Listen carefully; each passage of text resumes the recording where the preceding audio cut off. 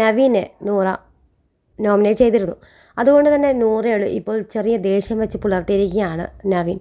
ആ ഒരു കാര്യം അതായത് വലിയ ഹേർട്ടായിട്ടുണ്ടെന്ന് തോന്നുന്നു. കാരണം ഇതിനു മുമ്പ് എവിക്ഷനെയോ നോമിനേഷനെയോ പുറത്ത് പോകുന്നതിനെ കുറിച്ചിട്ടോ ഒന്നും എനിക്കൊരു വലിയ പ്രശ്നമൊന്നുമില്ല, എൻ്റെ കാര്യമൊക്കെ ഞാൻ ചെയ്തിട്ടാണ് ഗോളൊക്കെ അച്ചീവ് ചെയ്തെന്നൊക്കെ പറഞ്ഞ നെവിൻ ഈ ഒരു നൂറ നോമിനേഷൻ ചെയ്തതിലൂടെ വലിയ ടെൻഷനിലായിരിക്കുകയാണ്.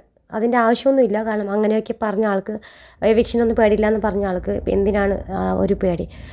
എന്നാൽ നൂറയെക്കുറിച്ച് ഇപ്പോൾ പോയിട്ട് കുറ്റം പറയുകയാണ്. നൂറയാണ് നോമിനേറ്റ് ചെയ്തത്. വലിയ ഗെയിമറൊന്നും അല്ല അവൾ. ആകെ ഒരു ക്യാപ് ടാസ്കിൽ മാത്രമേ ജയിച്ചിട്ടുള്ളൂ. അതുകൊണ്ടാണ് ലാലേട്ടൻ്റെ അടുത്ത് പോയിട്ട് ദീപാവലിക്ക് മാത്രം കത്തുന്ന പൂത്തിരിയാണെന്ന് ഞാൻ പറഞ്ഞെന്നും നവീൻ അക്ബറിനോട് പറയുന്നുണ്ട്.